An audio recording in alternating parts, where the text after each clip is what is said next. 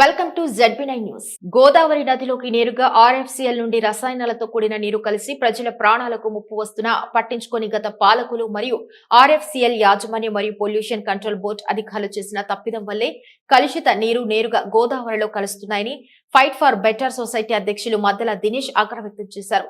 STPలు ఏర్పాటు చేయడంలో పూర్తిగా నిర్లక్ష్యం వహించారన్నారు. ఫైట్ ఫర్ సొసైటీ ఆధ్వర్యంలో గతంలో Telangana state pollution control board అధికారులకు RFCL రసాయనాలతో కూడిన నీరు నేరుగా గోదావరిలోకి వస్తుందని ఫిర్యాదు చేసినప్పటికీ అధికారులు వచ్చి పర్యవేక్షించి హెచ్చరికలు జారీ చేసి ఏడాది గడువు ఇచ్చారని, గడువు దాటి ఏడాదైనా యాజమాన్యం మరియు కాలుష్య నియంత్రణ అధికారులు స్పందన లేదు అని ఆగ్రహం వ్యక్తం చేశారు. సంబంధించిన అధికారులను మరియు నూతనంగా ఎన్నికైన ఎమ్మెల్యే వీటిపై ప్రత్యేక దృష్టి సారించాలని వారు కోరారు.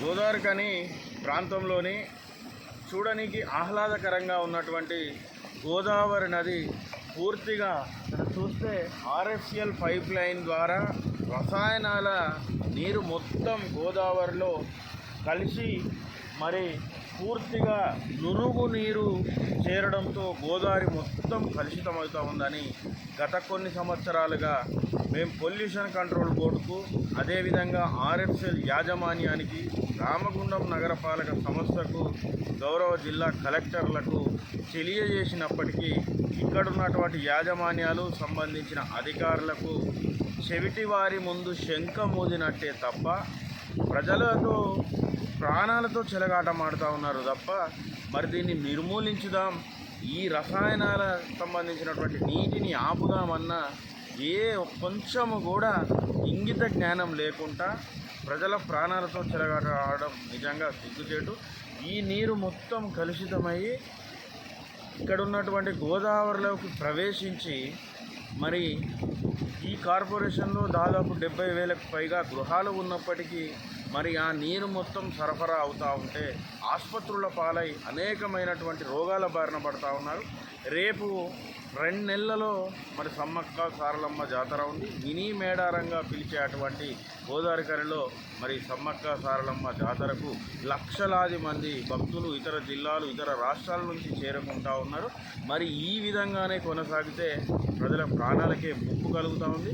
ముఖ్యంగా పొల్యూషన్ కంట్రోల్ బోర్డు అధికారులు మాత్రం మాత్రం కూడా స్థానికంగా ఉన్నటువంటి ప్రాంతీయ కార్యాలయం పొల్యూషన్ కంట్రోల్ బోర్డు పట్టించుకోకపోవడం నిజంగా విడ్డూరంగా ఉన్నది.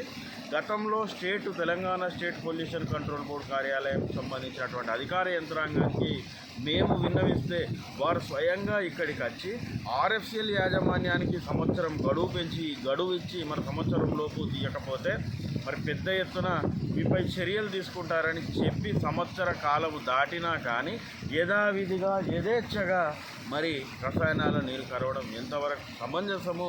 మరి దీనికి సంబంధించినటువంటి గౌరవ శాసనసభ్యులు నూతనంగా ఎన్నికైనటువంటి గౌరవ మక్కన్ సింగ్ గారు కూడా స్పందించవలసిన అవసరం ఉంది.